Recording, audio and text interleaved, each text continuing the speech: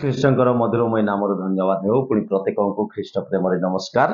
ଆଜି ଆମେ ସୌଭାଗ୍ୟର ଲୋକମାନେ ଆମେ ଈଶ୍ୱରଙ୍କ ଦ୍ୱାରା ମନୋନୀତ ହେଇ ତାଙ୍କ ଆଶୀର୍ବାଦର ଅଂଶୀ ଆମେ ହେଉଛୁ ଦିନ ପ୍ରତିଦିନ। କିନ୍ତୁ ମୁଁ ଆଜି ଆପଣମାନଙ୍କ ସମ୍ମୁଖରେ ଏକ ଭିନ୍ନ ବିଷୟ ରଖିବାକୁ ଚେଷ୍ଟା କରୁଛି ଆଉ ଆପଣମାନେ ଧ୍ୟାନ ସହିତ ଶୁଣନ୍ତୁ। ଯେହେତୁ ଆମେ ଏକ ଗୋଟେ ଟପିକରେ ଆଲୋଚନା କରିବା ଯାହା ହେଉଛି how to receive gods blessing. ଆମେ ପରମେଶ୍ୱରଙ୍କର ଆଶୀର୍ବାଦ ବା ଈଶ୍ୱରଙ୍କ ଆଶୀର୍ବାଦ କିପରି ପାଇପାରିବା, କିପରି ଆପଣ ମାନେ ପାଇବେ, ସେ ବିଷୟରେ ଆଜି ଆମେ ଆଲୋଚନା କରିବା। ପ୍ରଭୁଙ୍କର ଆଶୀର୍ବାଦ ପାଇବାକୁ ଦେର୍ ଆର୍ ମେନି କଣ୍ଡିସନ୍ସ, ଅନେକ ସର୍ତ୍ତ ଗୁଡାକ ଅଛି। ଆମେ ବେଳେ ବେଳେ ପ୍ରାର୍ଥନା କରିଥାଉ ପ୍ରଭୁ ମତେ ଆଶୀର୍ବାଦ କର ବୋଲିକି। ବାଇବଲରେ ଲେଖା ଅଛି ସଦାପ୍ରଭୁଙ୍କର ଆଶୀର୍ବାଦ ଜଣେକୁ ଧନବାନ କରେ ଆଉ ସେ ତଇଁରେ ଦୁଃଖ ଯୋଗ କରନ୍ତି ନାହିଁ। ଆଉ ଯଦି ପ୍ରଭୁ ଆପଣଙ୍କୁ ଆଶୀର୍ବାଦ କରୁଛନ୍ତି ସେ ଦୁଃଖ ଯୋଗ କରିବେ ନାହିଁ। ଆଉ ଯଦି ପ୍ରଭୁ ଆଶୀର୍ବାଦ କରିନାହାନ୍ତି ତାହେଲେ ଆପଣ କିଛି ସମୟ ପାଇଁ ହିଁ କିଛି ଗୋଟେ ପାଇଲେ ତାପରେ ସବୁ ହରାଇ ବସିବେ। ସେଟାର ଦୁଃଖ ହିଁ ଦୁଃଖ ଅଛି। ତ ମୁଁ କହିବାକୁ ଚାହେଁ ମାଥ୍ୟୁ 6:33 ପଦରେ ଲେଖା ଅଛି Sikh ye first the kingdom of God and his righteousness। ଆଉ ଯଦି ଆମେ ଓଡ଼ିଆ ତାକୁ ଅନୁବାଦ କରିବା ସେଟା ଲେଖା ଅଛି କିନ୍ତୁ ତୁମ୍ଭେମାନେ ପ୍ରଥମରେ ତାହାଙ୍କର ରାଜ୍ୟ ଓ ଧାର୍ମିକତା ଅନ୍ୱେଷଣ କର ଆଉ এই ସମସ୍ତ ବିଷୟ ମଧ୍ୟ ତୁମମାନଙ୍କୁ ଦିଆଯିବ। ଆମେ କଣ କରୁଛୁ? ଆମେ ପ୍ରଥମରେ ଆମମାନଙ୍କୁ ଯାହା ଯାହା ଆବଶ୍ୟକ ଆମେ ତାହା ଖୋଜି ବୁଲୁଛୁ। କିନ୍ତୁ ପ୍ରଥମରେ ଆମର କାମ କଣ? ପ୍ରଥମରେ ଆମ କାମ ହେଉଛି ମାଥ୍ୟୁ 6:33 ଅନୁସାରେ ଯେ ଆମେ ପ୍ରଥମରେ ତାହାଙ୍କର ରାଜ୍ୟ ଏବଂ ଧାର୍ମିକତା ଅନ୍ୱେଷଣ କରିବା ଆବଶ୍ୟକ। ତାଙ୍କ ରାଜ୍ୟ ମାନେ କଣ? ସେ ନିଜେ ଖ୍ରୀଷ୍ଟଙ୍କୁ ଖୋଜିବା, ପରମେଶ୍ୱରଙ୍କୁ ଖୋଜିବା। ପ୍ରଥମରେ ଯୋଉ ଆବଶ୍ୟକ ଜିନିଷ ଆମର ଆବଶ୍ୟକତା ପିତା ଜାଣନ୍ତି। ଆଜ୍ଞା, ଆମର ଯେତେ ବି ଆବଶ୍ୟକ ଅଛି ସ୍ୱର୍ଗସ୍ଥ ପିତା ଜାଣନ୍ତି। କିନ୍ତୁ ଆମେ ପ୍ରଥମରେ ତାହାଙ୍କର ରାଜ୍ୟ ଏବଂ ଧାର୍ମିକତାକୁ ଖୋଜିବା ଦ୍ୱାରା ଏ ସବୁ ବିଷୟ ତୁମମାନଙ୍କୁ ଦିଆଯିବ ବୋଲି ଲେଖା ଅଛି। ଆପଣଙ୍କର ଯାହା ଯାହା ପ୍ରୟୋଜନ ସେ ସବୁ ପରମେଶ୍ୱର ଆପଣଙ୍କୁ ଦେବେ। ତେବେ ଆମେ କଣ କରୁଛୁ? ଆମେ ପ୍ରଥମରେ ଆମକୁ ଯାହା ଆବଶ୍ୟକ ତାକୁ ଆମେ ଗୁରୁତ୍ୱ ଦଉଛୁ, ଫାର୍ଷ୍ଟ ପ୍ଲେସ୍ ଦଉଛୁ, ପ୍ରଥମ ସ୍ଥାନ ତାକୁ ଆମେ ଜିନିଷ ପତ୍ରକୁ ଦଉଛୁ, ଆବଶ୍ୟକକୁ ଦଉଛୁ। କିନ୍ତୁ ଆମେ ପ୍ରଥମ ସ୍ଥାନ ପରମେଶ୍ୱରଙ୍କୁ ଦେବା ଆବଶ୍ୟକତା ରହିଛି। ସେଇଟା ଲେଖା ଅଛି Sikh ye first the kingdom of God। ପ୍ରଥମରେ ଆମେ ତାଙ୍କ ରାଜ୍ୟ ଏବଂ ଧାର୍ମିକତା ଅନ୍ୱେଷଣ କରୁ। ଏବେ ଲେଖା ଅଛି ଆଇବ 8:7 ପଦରେ ଲେଖା ଅଛି ଜଣେ ଲୋକ ଆଶୀର୍ବାଦ କେମିତି ପାଇବ? ଆଜ୍ଞା, ଏଠି ଲେଖା ଅଛି ଆଇବ 8:7ରେ ତୁମର ପ୍ରଥମ ଅବସ୍ଥା କ୍ଷୁଦ୍ର ହେଲେ ହେଁ ତୁମର ଶେଷ ଅବସ୍ଥା ଅତିଶୟ ଉନ୍ନତ ହୁଅନ୍ତା। ତ ଆମର ପ୍ରଥମ ଅବସ୍ଥା ଯଦି କ୍ଷୁଦ୍ରରେ ଆମେ ଆରମ୍ଭ କଲୁ, ଯଦି ଗୋଟେ ଛୋଟ ବିଜନେସ ଆରମ୍ଭ କଲୁ, ତାକୁ ଏକ ଆଶୀର୍ବାଦରେ ଦେଖିବା ପାଇଁ ଇଚ୍ଛା କରୁଛନ୍ତି, ଆଶୀର୍ବାଦରେ ପରିଣତ ହବ ବୋଲି ଇଚ୍ଛା କରୁଛନ୍ତି, ତାହେଲେ କଣ କଲେ ହବ? ଆଜ୍ଞା, ଆଇବ ଗୋଟେ କଥା କହୁଛନ୍ତି ତୁମେ ଯଦି ଗୋଟେ ଛୋଟ ବିଜନେସ ଆରମ୍ଭ କଲ, ଛୋଟ କାମ ଆରମ୍ଭ କଲ, ଛୋଟ ଟଙ୍କାରୁ ଆଉ ଅଧିକ ଟଙ୍କା ଦେଖିବା ପାଇଁ ଇଚ୍ଛା କରୁଛ, କଣ କରିବାକୁ ପଡିବ? ପୁଟ୍ ଗଡ୍ ଫାର୍ଷ୍ଟ। ଆମେ ପରମେଶ୍ୱରଙ୍କୁ ଯେତେବେଳେ ପ୍ରଥମ ସ୍ଥାନ ଦେଇଦେବା ସେତେବେଳେ ପ୍ରଭୁ କଣ କରିବେ? ସବୁ ବିଷୟରେ ଆଶୀର୍ବାଦ କରିବେ। ଯୋସେଫଙ୍କ ସକାଶୁ ମିଶରୀୟ ପୋତିଫରର ଗୃହ ସବୁ କଣ ହେଇଗଲା? ଆଶୀର୍ବାଦ ଯୁକ୍ତ ହେଇଗଲା, କାରଣ ପରମେଶ୍ୱର ତାଙ୍କ ସଙ୍ଗେ ସଙ୍ଗେ ଥିଲେ।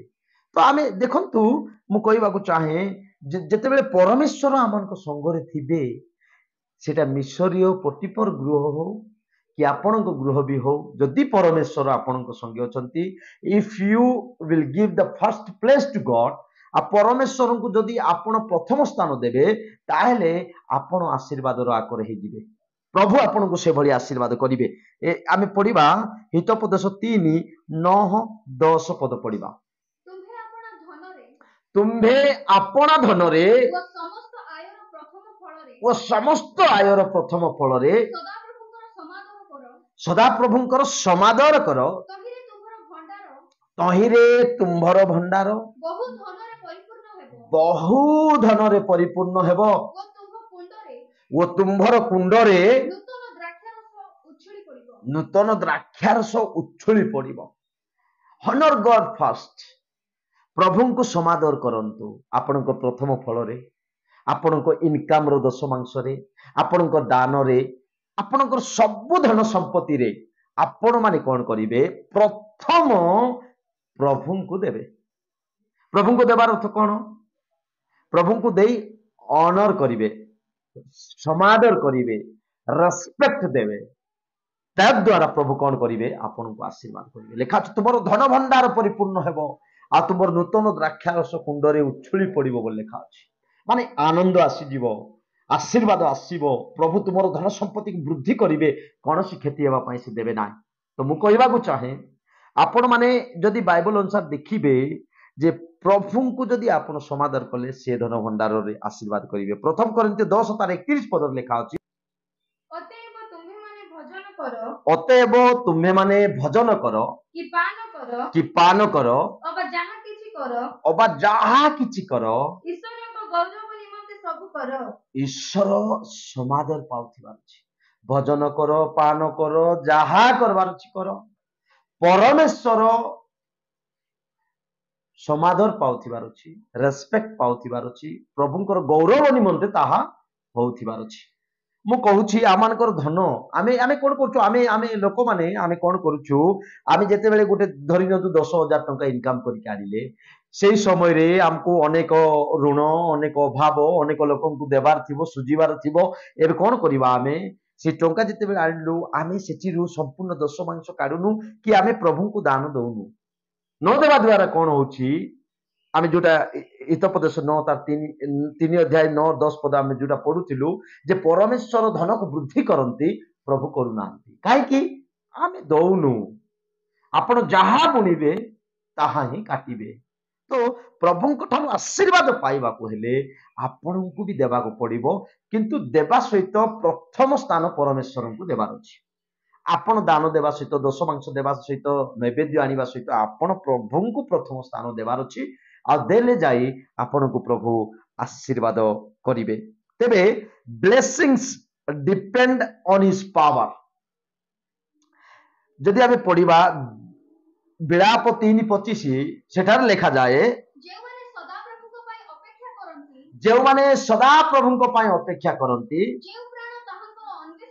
जो प्राण ताहांकर अन्वेषण करे, मंगलमय माने कोन से आशीर्वादकारी अटंती। जो प्राण तांकु अन्वेषण करे, तांकु खोजे, तांकु परमेश्वर आशीर्वाद करंती। आ गलातिय 3:9 पद लिखा अछि, जो माने विश्वासी बा ख्रीष्ट विश्वासी, जो माने ख्रीष्ट विश्वासी से माने विश्वासी अब्राहम सहित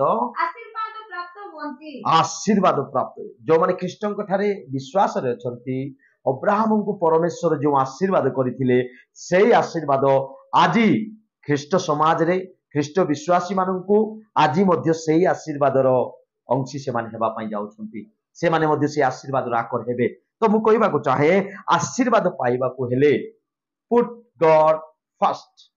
जानि छंती आईबंक जीवन में दुख आसिला, निंदा आसिला, ताड़ना आसिला, आईबंक जीवन धन संपत्ति क्षति हो गला, तार गृह भुसुड़ी गला, तार पुओ झियो माने मरी गले, ताठार थिबा बलद, ताठार थिबा उष्ट, ताठार थिबा मेष, ताठार थिबा सब तार पशुपल को लोक माने अडप करिकि नै गले। तथापि आईब परमेश्वर ऊपर निर्भर रखिले आ परमेश्वर को प्रथम स्थान देबारु आईब 42 तार 12 पदर लेखा अछि। जदि आईब 42-12 पद जदि पढ़िबे, आईबंकर आद्य अवस्था अपेक्षा आईबंकर शेष अवस्था अतिशय उन्नत हेला बोली लेखा अछि। माने कोन पढ़ंतु टिके, एही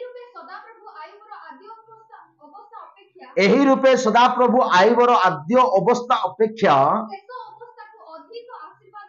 शेष अवस्था को अधिक आशीर्वाद युक्त कले। तार जेते सब से हरई थिले तार 2 गुण रे प्रभु तांको फेरई देले। केवल पुओ झियो को व्यतीत आ अन्य सब विषय 2 गुण रे तार धन संपत्ति को प्रभु फेरई देले। तो मु कहबा को चाहे आपण जदि प्रभु को प्रथम स्थान देबे ताहले प्रभु आपण को मध्य आईबं को आशीर्वाद कला परी से मध्य आपण को आशीर्वाद करि परिबे। जिरिमिया 17:7 पद लेखा अछि, निर्भर करे विश्वास भूमि अटंती से लोक धन्य। माने ही इज द ब्लेसेड, से आशीर्वाद पाइबो। आज्ञा धन्य माने इंग्लिश रे लेखा अछि ब्लेसेड, ब्लेसेड रो अर्थ आशीर्वाद पाइबो। तो मु कहबा चाहि हितोपदेश 11:25 रे लेखा अछि, गोटे पद पढिबा, ଦାନଶୀଳ ପ୍ରାଣୀ ପରିତୃପ୍ତ ହେବ। ଦେଖନ୍ତୁ, ଆପଣ ଯଦି ଜଳସେଚନ କରୁଛନ୍ତି ଆପେ ଆପଣ ଜଳସେଚିତ ହେବେ। ତାପରେ 2 Corinthians 9:8-10 ପଢନ୍ତୁ। ଯଦି ଆପଣ ଦାନଶୀଳ ଲୋକ ଅଟନ୍ତି, ଆପଣ ଯେମିତି ଜଳସେଚନ କରୁଛନ୍ତି ଆପଣ ମଧ୍ୟ ସେଚିତ ହେବେ। ମାନେ କଣ? ଆପଣ ଦାନ ଦଉଛନ୍ତି ଆପଣଙ୍କୁ ମଧ୍ୟ ପ୍ରଭୁ ଆଶୀର୍ବାଦ କରିବେ, ଆପଣଙ୍କୁ ପ୍ରଭୁ ଅପ୍ରବଳ ଦେବେ। ଏଠି ପଢନ୍ତୁ 2 Corinthians 9:8-10 ଲେଖା ଅଛି, ସେ ଲୋକ ମୁକ୍ତ ହସ୍ତରେ ବିତରଣ କରିଛି, ସେ ଦରିଦ୍ର ମାନଙ୍କୁ ଦାନ ଦେଇଛି, ତାହାର ଧାର୍ମିକତା ଚିରକାଳ ସ୍ଥାୟୀ। ଆଉ ଯେ ବୀଜ ପବନକାରୀକୁ ବୀଜ ଆହାର ଯୋଗାନ୍ତି, ସେ ବୁଣିବା ନିମନ୍ତେ। ଦେଖନ୍ତୁ, ଯେଉଁ ଲୋକ ବିହନ ବୁଣୁଛି ତାକୁ ବୀଜ ପ୍ରଭୁ ଯୋଗୁଛନ୍ତି, ଆଉ ଯେଉଁ ଲୋକ କଣ କରୁଛି, ସେ ତାହାର ଆହାର ସେ କଣ କରୁଛି, ସେ ବୁଣୁଛି, ତାକୁ ପରମେଶ୍ୱର ମଧ୍ୟ ଆହାର ଯୋଗେଇବେ। ଆପଣ ଯାହା ବୁଣିବେ, ଟଙ୍କା ବୁଣିଲେ ଟଙ୍କା କାଟିବେ, ଧାନ ବୁଣିଲେ ଧାନ କାଟିବେ, ଯାହା ବୁଣିବେ ଆପଣଙ୍କ ଜୀବନରେ, ଆପଣ ଲୁଗାପଟା ବୁଣନ୍ତୁ ଲୁଗାପଟା କାଟିବେ। କାରଣ ବାଇବଲ ତାହା କହୁଛି, ସେଇଟା ହିଁ ଆଶୀର୍ବାଦ। ଆମେ ଆମେ ଆମେ ସଦା ପ୍ରଭୁଙ୍କ how to receive gods blessing. ପ୍ରଭୁଙ୍କ ଠାରୁ ଯଦି ଆଶୀର୍ବାଦ ପାଇବାକୁ ହେଲେ ଆପଣଙ୍କ ଠାରୁ ଯାହା ଅଛି ବୁଣିକି ଦେଖନ୍ତୁ, ଋତୁ ଆସିବ, କାଟିବାର ଗୋଟେ ସମୟ ଆସିବ, ଆଜ୍ଞା ଆପଣଙ୍କ ଗୃହରେ ଜାଗା ନଥିବ, ଆପଣ ସେତେ କାଟିବେ ଆଉ ସଞ୍ଚୟ କରିକି ରଖିବେ। ଏ ବାକ୍ୟ ଦ୍ୱାରା ପ୍ରଭୁ ଆପଣ ମାନଙ୍କୁ ଆଶୀର୍ବାଦ କରନ୍ତୁ।